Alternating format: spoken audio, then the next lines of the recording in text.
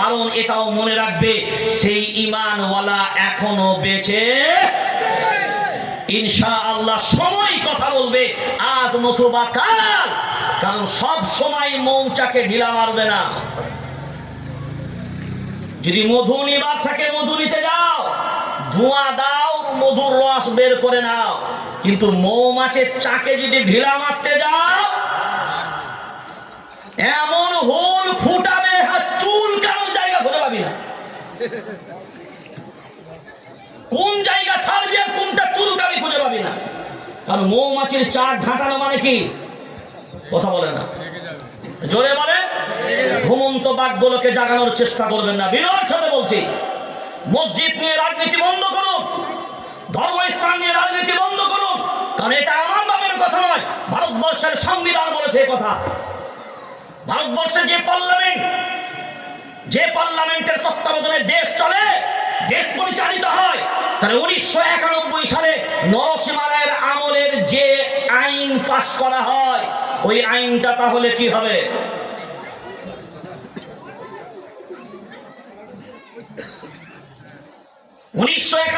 সাল নরসিংহ রাও তখন প্রধানমন্ত্রী। এই ভারতবর্ষের পার্লামেন্টে একটা আইন নিয়ে আসা হলো, বাবরি মসজিদ ছাড়া, বলেন সবাই, বাবরি মসজিদ ছাড়া 1947-এর পূর্বে এই দেশের মাটিতে যে ধর্মস্থান যেমন ভাবে যে অবস্থায় ছিল তেমন ভাবে সেই অবস্থায় অবিচল থাকবে, আর অন্য কোন ধর্মস্থানের উপরে মামলা হবে না। তাহলে আজকে আমরা গণতান্ত্রিক রাষ্ট্রে বসবাস করে, একজন ধর্মনিরপেক্ষ রাষ্ট্রে বসবাস করে একজন নাগরিক হিসাবে এ দাওয়াত, এ দাবি আমরা করতেই পারি, কারণ এ দেশ কারোর বাপের একা কোনো সম্পদ নয়। এই দেশের প্রত্যেকটা নাগরিকের সমান অধিকার আছে। এই দেশের মাটিতে শ্রী শ্রীধর দামোদর মোদী মহাশয়, আপনার যতটা অধিকার আছে এই দেশের মাটিতে একজন মেথর, একজন রিকশা চালক, একজন ভ্যান চালক আর মোহাম্মদ সলিমউদ্দিন, মোহাম্মদ কলিমউদ্দিন, তাদেরও ততটা অধিকার আছে। এই দেশ হলো গণতান্ত্রিক দেশ, আর এই দেশকে নিয়ে কেউ বাপতিকারী সম্পত্তি মনে করে যদি মনে করো, তবে শুনে রেখে দাও, যারা এই দেশকে বাপতিকারী সম্পত্তি মনে করেছিল ব্রিটিশ সাম্রাজ্যবাদীরা, যদি তোমাদের মনে না থাকে, ভুলে গিয়ে থাকো, কান কাটা হও, তবে একবার লন্ডনে দাদু ভাইরা বেঁচে আছে, গিয়ে একবার খবর আর তালাশ করে দেখো ভারতবর্ষের মৌচাকে ঢিলে মারলে কি হয়। ওই দেশের আলেম ওলামারা, টুপিওয়ালা দাড়িওয়ালারা যদি একবার রুখে ময়দানে নামে, তখন তার বিপর্যয়টা কি আসতে পারে। ইংল্যান্ডের দাদু ভাইদের কি একবার গিয়ে জিজ্ঞাসা করে এসো, সব স্বপ্ন পূরণ হয়ে যাবে। তাহলে 1991 সালে এই আইন পাশ হলো, তাহলে পাশ হওয়ার পরে সে আইন রদ করা হয়নি। তাহলে আজ সম্বল মসজিদের কেন সার্ভের অর্ডার হবে? এ প্রশ্ন তুলতে পারেন না, কথা বলেন না কেন? প্রশ্ন তুলতে পারেন না, আওয়াজ তুলতে পারেন না। আজকে তো আমাদের আওয়াজকে দাবিয়ে দেওয়ার জন্যই চক্রান্ত চালাচ্ছে। যেই মুখ খুলছে তার বিরুদ্ধে অ্যাকশন, কথা বলেন না। যে মুখ খুলছে তার বিরুদ্ধে, আর তোমাদের যেগুলো মুখ খুলছে, কথা বলেন না কেন? আরে আওয়াজটা তো কম সম দেবেন। जो डर गया ना মরে গেল তো শেষ হয়ে গেল। जो डर गया ओ गया। ওই জন্য বারবার আমি বলি, हम ओ ईटा नहीं, हम ओ ईटा नहीं जो दीवारों से टूट जाए, हम तो ओ पत्थर है जो पहाड़ों से भी टकरा जाए, फिर भी कोई पहाड़ नहीं जो हमें तोड़ सके। अरे हिंदुस्तान तो क्या दुनिया में भी किसी माई का लाल नहीं जो मुसलमान को दुनिया से मिटा सके। नारे तकबीर, नारे तकबीर, नारे सालाम। আচ্ছা, আমরা কোনোদিন এগুলোকে ভাবি না। আমরা আমাদের ঈমানটাকে যদি ভাবতাম, আমাদের শক্তি যদি ভাবতাম, হাতি দেখেছেন নি? হাতি, কথা বলেন, হাতির চোখগুলো তো ইয়া বড় বড় হয়, আর কানগুলো এইটুকু এইটুকু নাকি? কেন বলেন তো? কেন কান বড়? হাতি যদি ওর চোখ দিয়ে ওর বডিটা দেখে দিত, ও ওর শক্তি বুঝতে পারত। আমাদের বর্তমানে কি হয় জানেন তো, কেউ একটা ল্যাজ ধরেছে, ল্যাজ ধরে বলছে বলে হাতি জানিস, বলে না হাতি তো কোনো দেখিনি, বলে আয় দেখ। তো ও গিয়ে ল্যাজটা ধরেছে, বলছে ও হাতি তাহলে দড়ির মতন হয় না, দড়ি বাবা। আরেকজন গিয়ে সুরটাকে ধরেছে, বলে রে বাবা এ তো সেই গাছ ফেলার রসা রে হাতি, ও বুঝে নিল হাতি মানে রসা। আরেকজন গিয়ে একটা পা ধরেছে, বলে রে বাবা ও হাতি তো ঘরের বিমের মতো রে। তো একজন পিঠে গিয়ে হাত দিয়েছে, ওরে বাবা এ তো ছাদের মতো রে। এখন যারা যেটা ধরেছে সে সেটাই ধরেছে হাতি। কি এ কথা বলে না? এখন বলেন হাতি কি ছাদের মতো? এ কথা, হাতি কি ছাদের মতো? হাতি কি বিমের মতো? কথা, হাতি কি বিমের মতো?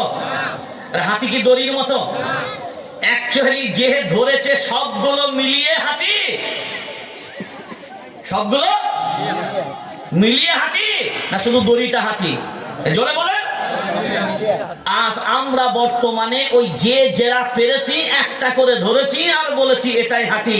একবার জড়ো করে না, তবলিগ ফুরফুরা থাকবে না, দেওবন্দি বেরেলি থাকবে না, হানফি শাফি থাকবে না, মালিকি হাম্বলি থাকবে না, কাদরিয়া চিশতিয়া হবে না, নকশবন্দিয়া মুজাদ্দিদিয়া হবে না, মুতাজিলা হবে না, খাওয়ারিজ হবে না, দাজ্জালিয়া হবে না। একটাই তখন পরিচয় হবে, রব আমার এক, নবী আমার এক, কালিমা আমার এক, ধর্ম আমার এক, জাতি আমি এক, কিতাব আমার এক, কিবলা আমার এক, উম্মত আমি এক। এই পরিচয় যদি বাংলার মানুষ নয়, সারা ভারতবর্ষের মুসলমান 40 কোটি মুসলমান একবার যদি আওয়াজ দেয় এক আল্লাহর পরিচয়কে সামনে রেখে, তো শুনে রেখে দেন, বিনয়ের সাথে বলছি, দলাদলি হবে না, মত হবে না, রং হবে না, কালার হবে না। একবার যদি সমস্ত উলামায়ে কেরাম রং বিভেদ ভুলে গিয়ে যদি নারায়ে তাকবীর আওয়াজ লাগায় আর 40 কোটি মুসলমান একবার যদি আল্লাহু আকবার বলে সাড়া দেয়, বলে ভারত না সারা পৃথিবীর বেঈমান জালিম গুলো কাঁপতে বাধ্য হয়। নারে তাকবীর, নারে তাকবীর, নারে সালাত, নারে সালাত। খুব বিনয়ের সাথে বলছি, একটার পর একটা যেন এখন একটা সিস্টেম চালু হয়েছে মসজিদ গুলোর ব্যাপারে। আপনারা শুনেছেন আজমির, খাজা মুঈনুদ্দিন আজমির রহমতুল্লাহ আলাইহি। না, আমি একটা জিনিস খুব ক্লিয়ার ভাবে বলছি, আজ বলছে 800 বছর পূর্বে খনন করা হোক। কত বছর পূর্বে? দলিল শোনেন, যারা বলছে 800 বছর পূর্বে খনন করা হবে, তো 800 বছরটাই সীমারেখা কেন ধরা হবে? তাহলে একটা কাজ করতে হবে, যখন থেকে মানুষ তৈরি হয়েছে তখনকার খনন করা হবে। কথা বলে না, জোরে বলেন। তাহলে আমি বলছি শোনেন, আমার আপনার সকলের আদি পিতা আবুল বাশার আদম আলাইহিস সালাম। আজকে অনেক মানুষ, অনেক মিডিয়া বলছে ইসলাম নাকি ভারতে নয়, আমাদের অনেক মুসলিম নেতৃত্ব পর্যন্ত স্টেজে ভাষণ দিচ্ছে সব থেকে পুরাতন ধর্ম ইসলাম নয়। হায় রে আফসোস, আদম আলাইহিস সালাম কোন ধর্মের লোক ছিল গা? এই কথা বলেন, এরা কোন ধর্মের?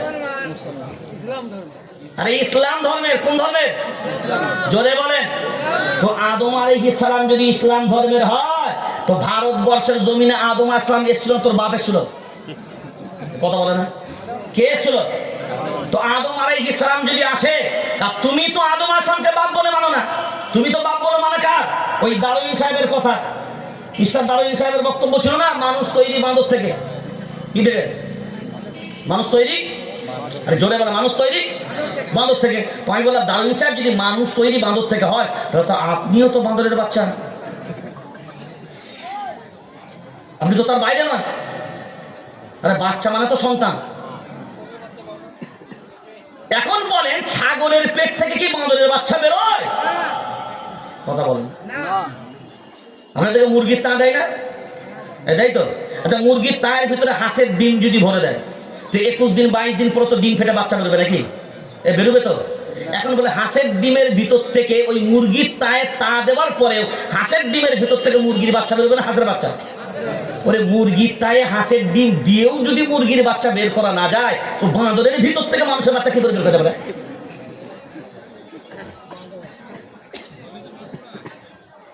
এবার আমার আব্বা যদি প্রথম এই দেশের মাটিতে আসলো, তাহলে আমরা ব্যর্থহীন কণ্ঠে বলতে পারি, কারণ আল্লাহ তার দলিল দিয়েছে, ইন্নাদ-দীনা ইনদাল্লাহিল ইসলাম।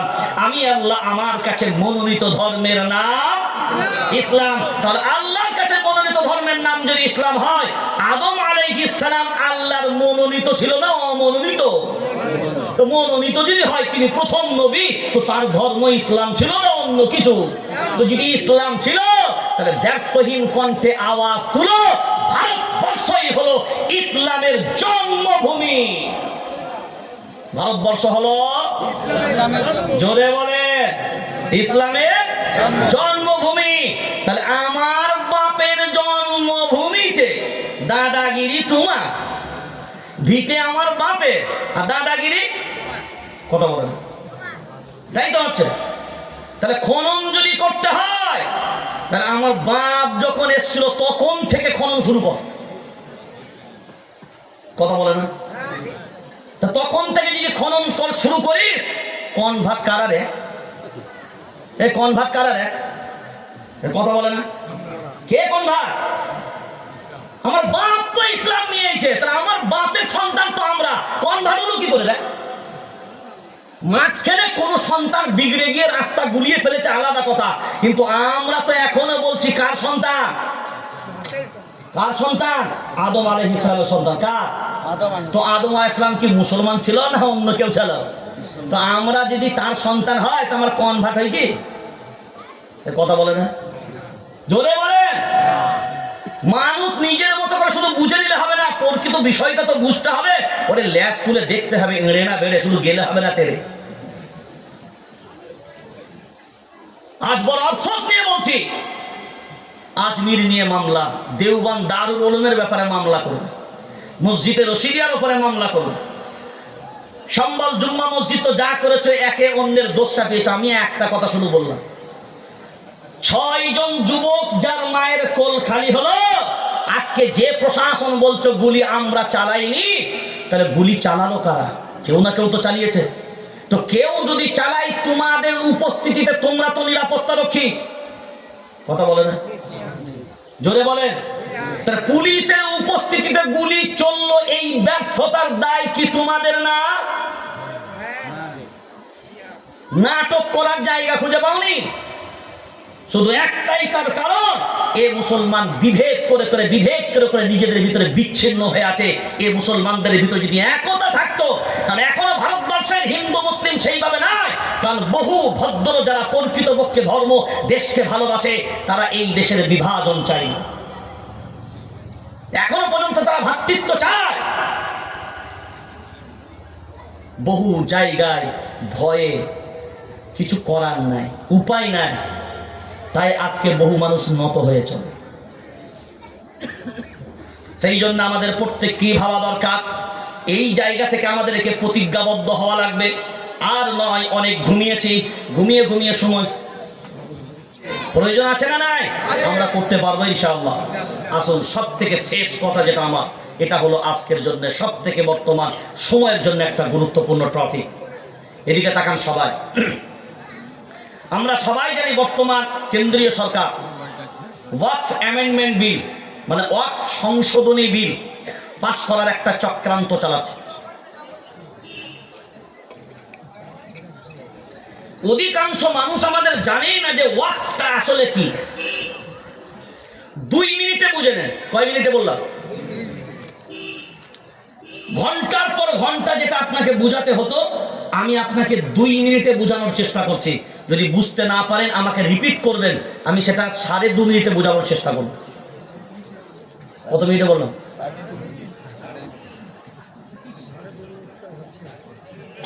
এবার আসেন, সব বাড়ির নজর আমার দিকে দেন, কোনো দিকে ফোকাস থাকবে না।